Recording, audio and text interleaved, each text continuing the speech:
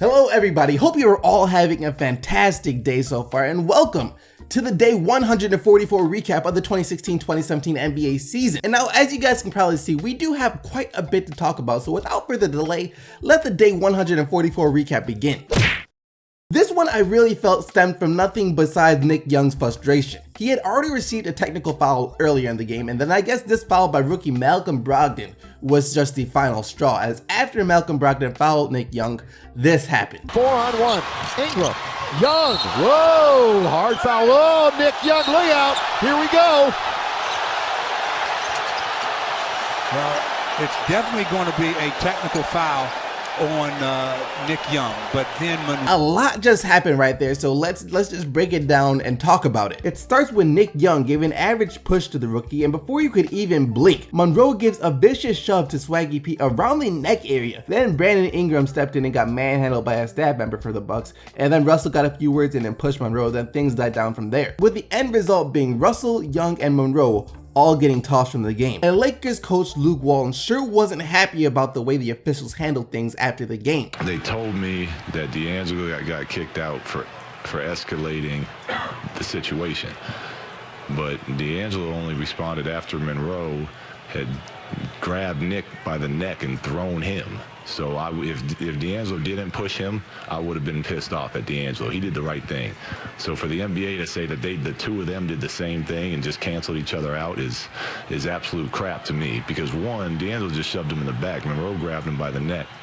I don't know if he was mad that Zubac was kicking his butt up all night long out there, but that was. I mean, you grab someone by the neck. That's not right. And then Monroe went and slapped Brandon in the face. So he did all that, and he got the same penalty as what D'Angelo did for just shoving someone in the back that was defending a teammate. So that's crap to me. And then in watching the tape, one of their employees is on the floor, and he grabs Brandon by the jersey and shoves him, not holding him back, shoves him. And that doesn't get addressed either.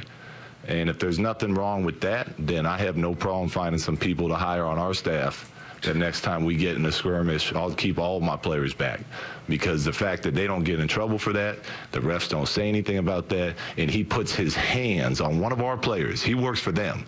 He can touch their players all he wants. Don't touch my damn players, because if that's okay, I'm sure we can find a couple people here in LA that want that job working for the Lakers too. So besides the hilarious part about Zubac, I can actually see what he's saying here. Unfortunately though, the penalty for fighting in the NBA, no matter to what degree, is an automatic ejection. That is the most the officials can do in the game. And technically, D'Angelo Russell was part of the fight, just like Monroe was part of the fight. And the officials gave both of them the max punishment they could do. As for any other punishments, that is to be determined by the league, as they often look into these type of things and determine whether or not a player deserves further punishments, whether it's fines or additional suspensions from games. But for now, their punishments are the same. In other news, the Raptors really haven't been having the best season so far. After finishing with the second seed in the Eastern Conference last year, making it all the way to the Eastern Conference Finals, and taking the Cleveland Cavaliers to 6 games, the Raptors now find themselves in the 4th seed of the East this year, and it's really to no fault of their own. They have sustained injuries to both DeMar DeRozan and Kyle Lowry this season. DeMar DeRozan was out for an extended period of time towards the beginning of the season, and basically as soon as he came back, Kyle Lowry was ruled out for the rest of the remainder of the regular season. So they've never really been at full strength for too long this season. And as a team right now, they just seem deflated. They even went as far as to hold a team meeting about it after their loss to the Thunder on Thursday night. And the broadcasters for the Raptors sure let it be known to the fans that the team is struggling when they displayed this as the keys to win the game last night against the Pistons. Energy, more energy, and whatever it takes. Well, I can't necessarily say that they're wrong, but the thing is, that should be the basics for any team that's trying to win games. So that kind of just shows you where the Raptors are as a team right now.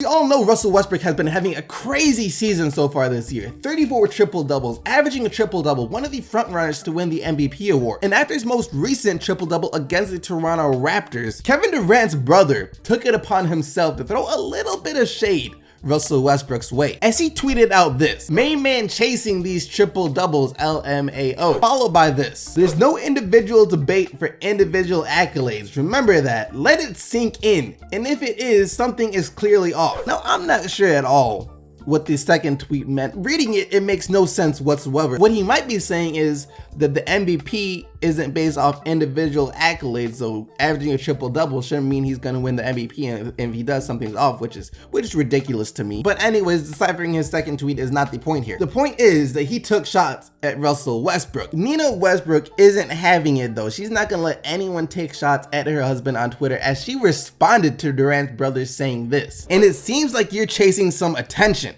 You got it. Man, I don't care what nobody says. That is goals right there. Guys, go get you a girl that's got your back like Nina got Westbrook's.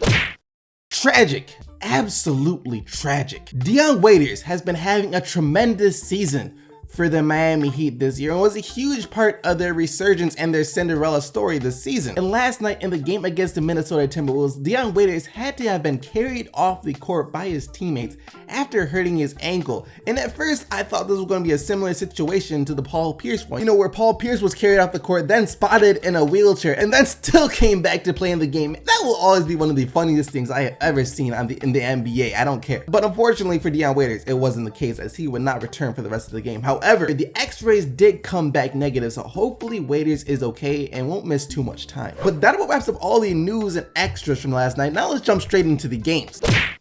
I know there are already some people out there saying the Cousins AD experiment is a failure due to the fact they are now 2-0 since the trade when Cousins hasn't played and 3-7 when Cousins has played. Still way too early to be jumping to any conclusions, however. But they did win last night while Cousins was sidelined with rib and knee soreness, 128-112 over the Rockets. And it was thanks to a career high 30 points from Solomon Hill and 24 points and 15 rebounds from Anthony Davis. And they really needed great performances like those to combat another one of Harden's monstrous triple doubles. 41 points, 11 assists, and 14 rebounds for Harden. He now holds the record for most 40-point triple doubles in a single season.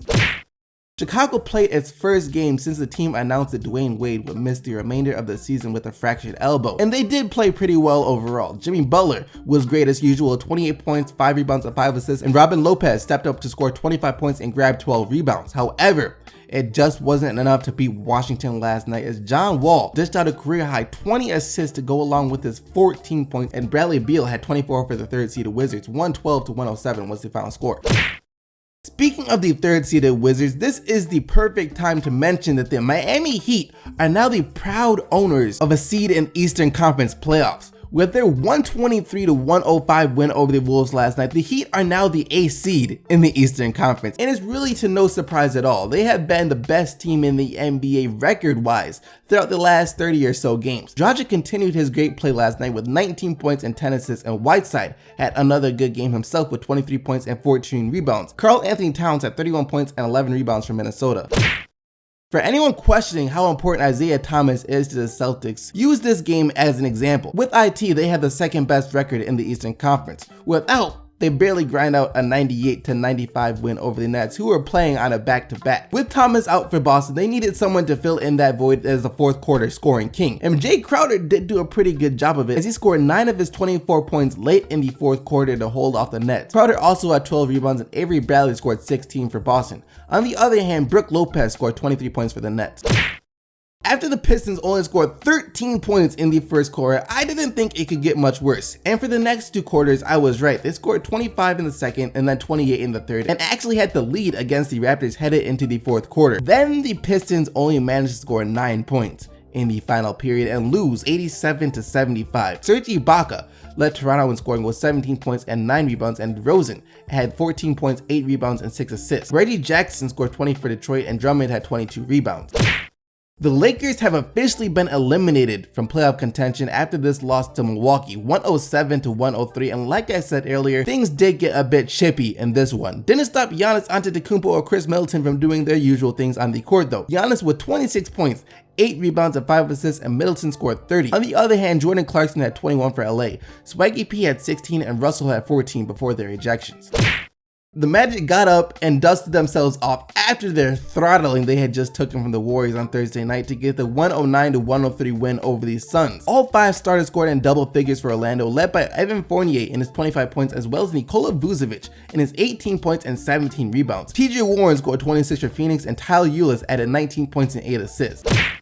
I know for a fact that this is a game that Mavericks players and fans do not want to remember at all. And all I really gotta let you guys know is that the starters for Dallas combined for a total of 28 points. It was that bad. And Philly steamrolled them 116-74. Not the best homecoming game for Nolan's Noel, I'd imagine. Justin Anderson tied his career high last night for Philly with 19 points and 8 rebounds, and Robert Covington had 18 points and 9 rebounds. And that about wraps up all the action for the day 144 recap of the 2016-2017 NBA season. And now it's time to get into the player of the day.